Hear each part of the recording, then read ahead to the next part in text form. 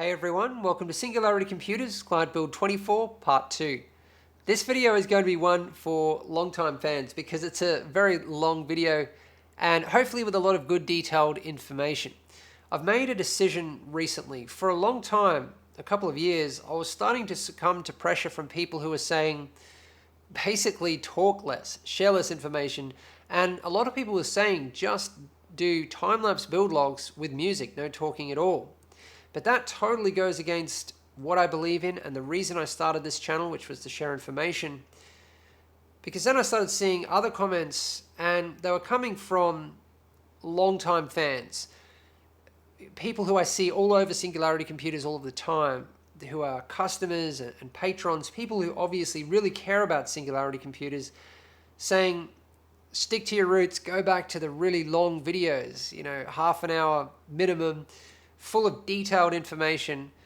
And I thought, well, that's the direction that I really want to go. And I should be doing what I feel is right, because a channel without direction or anything without direction is, really becomes a failure.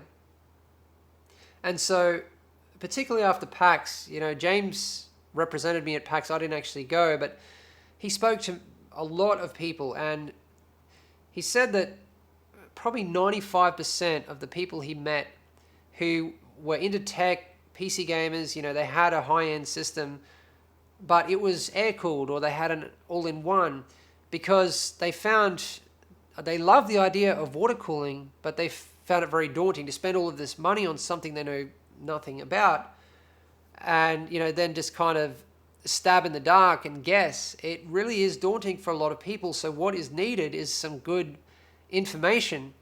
From the beginning, it's what I've been doing. Sharing the thing that I love, that I'm passionate about. It's what this channel is based on. So I'm definitely going back to that, particularly after the response to the recent Q&A video that I did, and I enjoyed that so much. So yeah, there's going to be new segments focusing on information, Q&As, even live. I'm planning on starting a show at some point. There's many things that I'm working on. And yeah, I'm really excited about this direction. So you can see that I'm filling the second loop, and this color scheme is obviously black and red, but I decided to go with clear coolant instead of black coolant for the second loop. A lot of the time when customers say I want black and red, I do try to talk them out of it because I know a lot of people don't like it and it's just being overused. But it is making a little bit of a comeback now because people kind of haven't been doing it for a while, a few years. But for this build, because of the RGB lighting, there's quite a big focus on that. The Rampage 5 Edition 10 has RGB lighting, and we have the FARB work. Instead of having the black coolant, having the clear coolant means that it's going to pick up that RGB lighting quite nicely if the customer decides to use it. I'm going to set the lighting to fit the color scheme, but yeah, that's the great thing about using clear coolant. You can pretty much set your lighting to any color. One day you can have a black and blue build, with blue lighting. The next day it can be black and red. So clear in both loops would be really nice if you plan on making the most of your RGB lighting. The coolant, as always, is Mayhem's X1. In one loop I have Mayhem's X1 UV red, which I've added some dye to. I added some dark red and some more UV red to make it a little bit more vibrant, a little bit darker. And in the other loop is just Mayhem's X1 clear. Now this is another addition to the build, a capture card, the AverMedia Live Gamer HD, which I've just installed in between the graphics cards, nicely hidden away there behind the SLI bridge. And the system is now complete.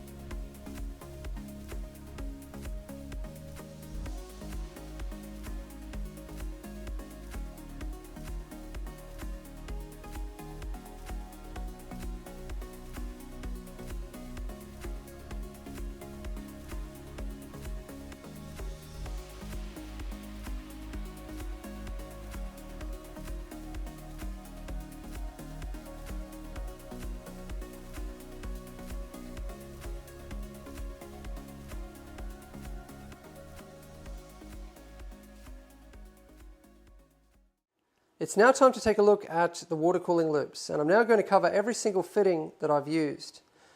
The tube that I've used is EK 16mm PETG, and I've used Bits Power Black Sparkle fittings. I've used 16mm Bits Power Hardline compression fittings. So let's start with the GPU loop. Coming out of the pump, I've used a 90-degree dual rotary.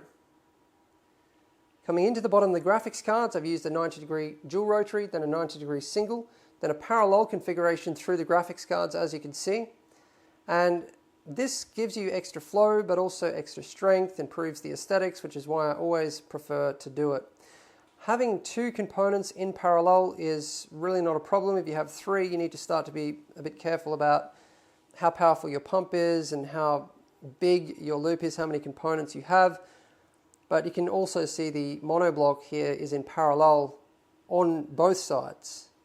So it's something that is done quite a lot, and it's really going to help with flow, and it's something that I do almost in every one of my builds. So coming out of the graphics cards, 90-degree single rotary, 90-degree dual, and then going into the 480mm radiator here, we have a 90-degree single rotary, and this is going to be a little bit hard to see, but I have the drainage system down here, and for this I've used a T-fitting 90-degree triple rotary, and then a Bits Power mini valve.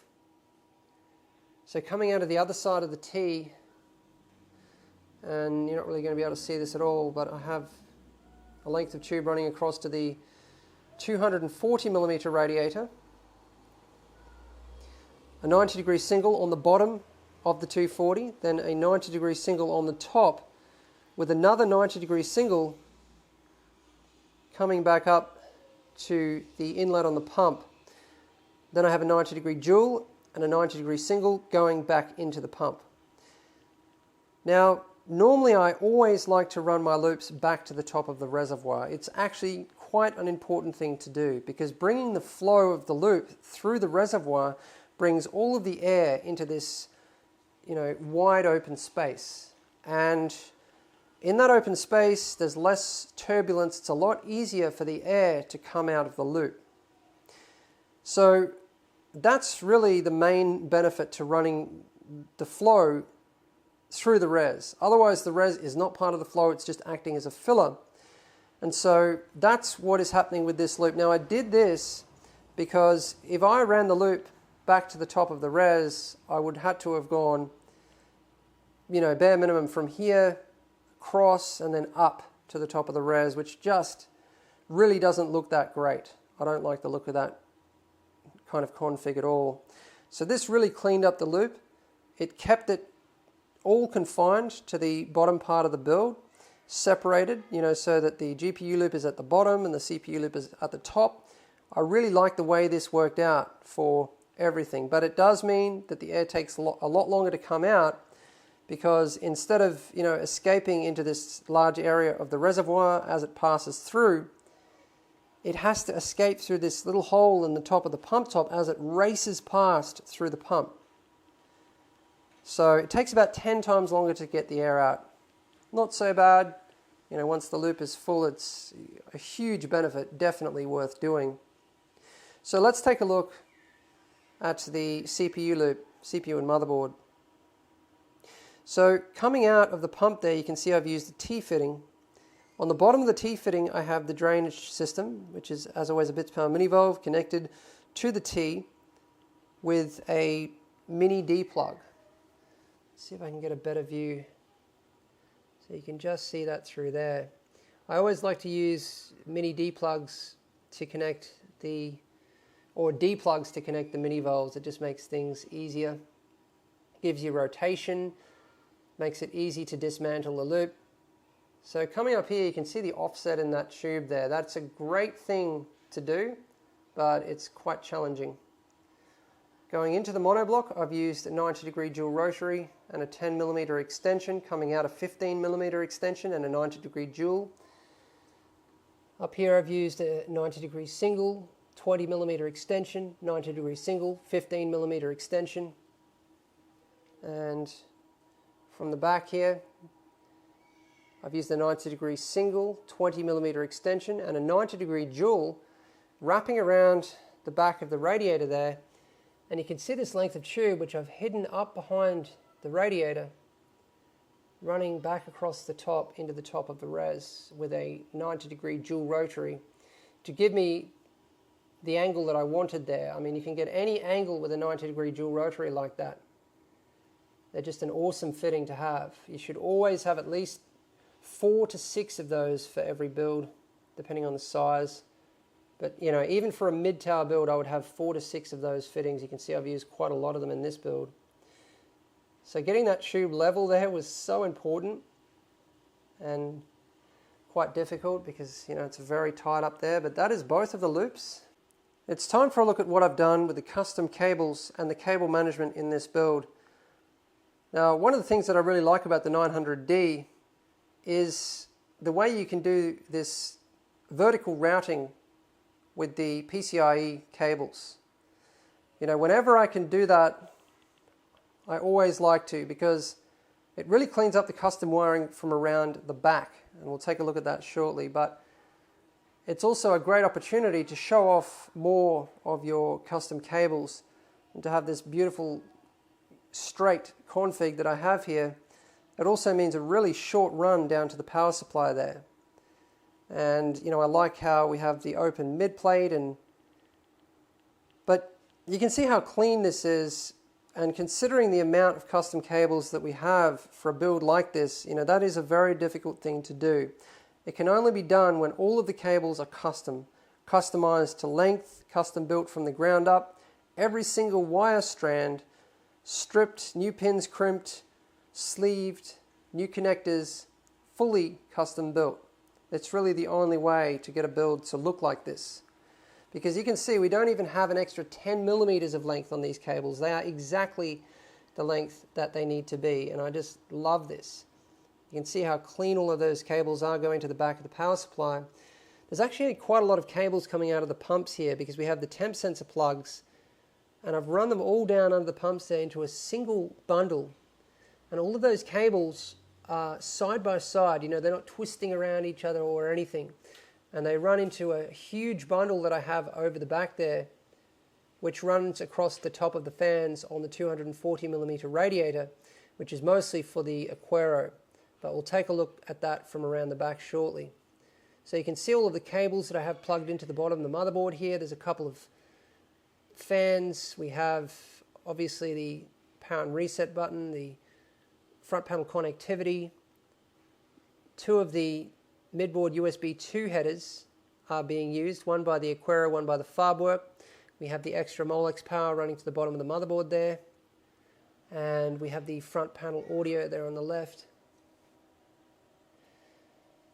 I'm really happy with the way the 24-pin works out in the 900D, such a tight curve. Below that you can see the front panel USB 3, which I have connected up. It's very hard to connect up all of the front panel connections and to make it look clean. They're not easy to sleeve. You have to dismantle the entire front I/O. So you've got to pull it out of the case, pull the casing apart, pull every single connector and cable out to be able to sleeve them. There's quite an art to it. It's something that I will definitely cover in a future video. At the top here we have the 2 pumps connected to the CPU fan header and the CPU OPT fan header. And that's where you want them. I mean, it depends on the customer.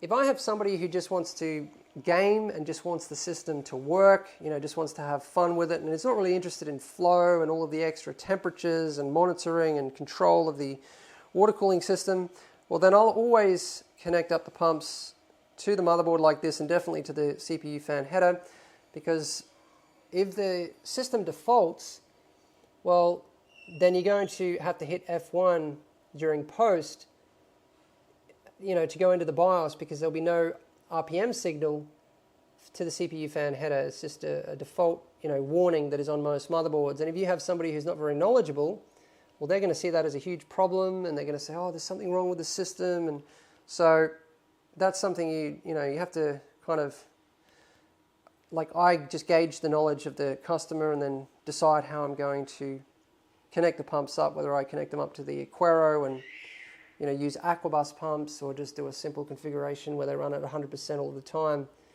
But obviously you can set up PWM control from the motherboard. So up there you can see the 4-pin ATX and the 8-pin EPS CPU power running to the motherboard. So let's take a good look at what I've done with the custom cables back here. So, the 24-pin is obvious. I wanted to lay it out flat there, and for the 900D you have these awesome cable management components. The 8-pin EPS and 4-pin ATX, I decided to run up through here and take a more direct route because on this motherboard they're kind of in the middle, or actually more towards this corner, whereas normally they're up in this corner, and if they were I would have run the cables in the normal position all the way down that corner there and then across. But I love the cable routing in the 900D. There's so much you can do here. There's so many little corners and cable routing holes, and I mean, take a look at all of these holes up here. But for me the favorite part is what you can do down here with the lower compartment and the open mid plate.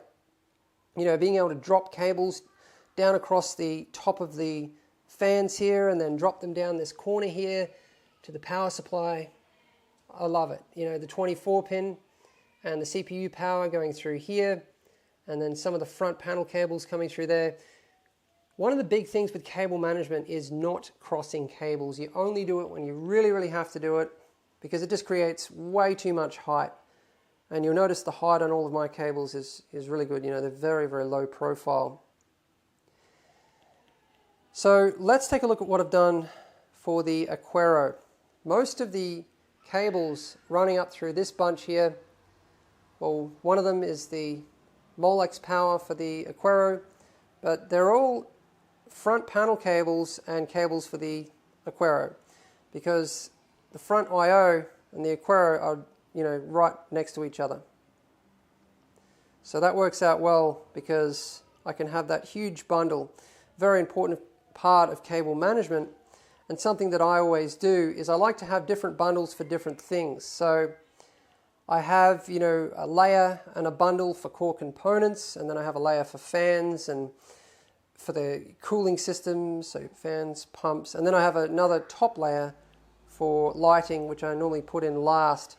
And then there's also the lower infrastructure layers, that kind of things like this, the hot swap bays, and I really didn't have to add those at all, but you can see I have the 3 SATA cables. I've also combined the USB 3 in with that bundle as well, and you can barely even see those from around the front at all where they connect, but that bundle comes around because they're actually stock cables that I've just sleeved. They haven't been customized to length. You can't really do that to these stock SATA data cables, but that gives the customer 3 extra hot swap bays. They're empty. I didn't have to do it for this config, but it's definitely a great thing to have, a 2.5 inch and 3.5 inch. And then you can see you have the 3 SATA data there, and then the USB 3 separates and comes up in this corner and goes up through there to the front I/O. And then we also have the SATA power for those 3, which runs into this bundle here and down and directly to the back of the power supply. And then we have the 2 case fans at the front here, 1, 2. They run in this bundle here and go across to the bottom of the motherboard. These 2 here are from the pumps for pump RPM, readout and control, which go to the CPU and the CPU OPT header on the motherboard. There's actually a big bundle that comes across, you might be able to see it just here, from the pumps. Temp sensor plugs, power, RPM. So the temp sensor plugs obviously turn around and come up this way and go up to the back of the Aquero. The RPM comes across this way and then goes up, and then the 2 power goes down to a special cable that I've made back there. I mean, you can run the pumps directly to the power supply with a 6-pin, but then it's difficult to externally power them, and I want to make it easy for the customers to do maintenance in the future. So I always make this little cable with a 6-pin on one end to plug into the power supply directly, and then 2 90-degree Molex connections exactly the same as this one, which I can then plug both of the pumps into. So, then you can easily externally power them whenever you need to. Now, I've done a detailed guide on how I set up the Aquero in this build, how I've run all of the radiator fans, which I've set up with ModMyToys splitters, which you can see here. The temp sensors, how I've set up the fob work, the lighting, all of the hardware configuration, and also the software configuration. I'll put a link in the video description to this video. It's called Aquero Guide Fan Curves. Make sure you check it out if you haven't already. But down here, you can see the two splitters that I'm using to run the radiator fans in the lower compartment on the 480mm and 240mm radiator. You can also see where the two pumps connect up there via Molex. But this is a great spot for these splitters because it's really close to the radiators and it's well hidden. For the thermal design in this system, we have the two radiators in the bottom compartment, the 480mm and the 240mm radiator, drawing the air across from this side and exhausting it out the back. And so the fans on this side, as you can see, are in push, and then the fans on the other side are in pull. And I did this configuration more for aesthetics than anything else, but either way it's so similar that it really doesn't matter. And then we have the fan on the AX1500i drawing the air through the 480mm radiator and pushing it out through the back panel. The fans on the top 480mm radiator are in push and they're exhausting the air out the top. And then I've also added two extra case fans on the front to create positive pressure inside of the case. And they're actually a couple of similar fans, very similar specifications to all of the others. As for dust filters, we have dust filters pretty much everywhere in this case. On this side, we also have them on the other side where they don't really need to be because the fans are obviously pushing through. On the top, and then there is also actually a dust filter on the front for the 900D as well. So for the lighting in this build, we have the incredible lighting from the Asus Rampage 5 Extreme Edition 10, which is RGB, and it's all over the motherboard. I can't believe how much lighting there actually is on this motherboard, even the PCIe slots, as you can see. And some of the best of it is the lighting that comes from the side of the board here, from the back, the lighting on the rear I/O shroud there. But we're hardly making the most of it currently because I've just set it to red to fit the color scheme. But I do want to show you a demo of the RGB lighting because it really does look amazing. Also in combination with the two RGB LED strips that I've installed, one at the top here and one in the back corner. And these are Aquacomputer RGB LED strips which are connected up to the fob work, which allows full control of the lighting from within your operating system through the Aquero software. And then we also have the memory, which is lit. It's just white, as you can see, and I've set the SLI bridge lighting just to be white. Well, that's the default, but it is actually RGB, so we could change it, but I just want to keep it matching the memory.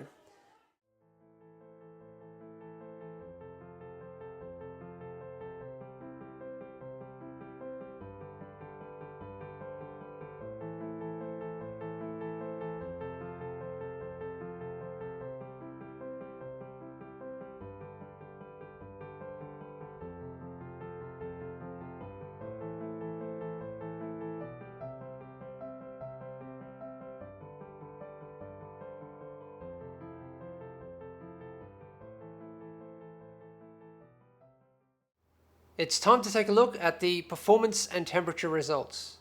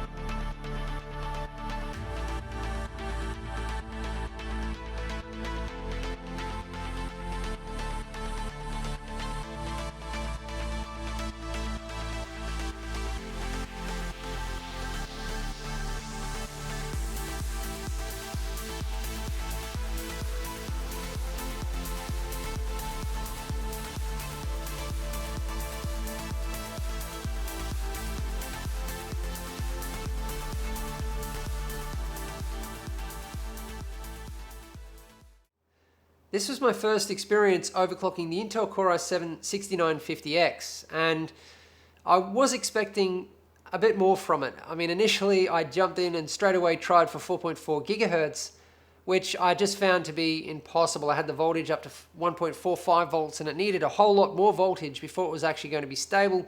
So I backed it off to 4.3, kept going back. I found a wall at 4.25 where, you know, the voltage it needed just suddenly jumped way up.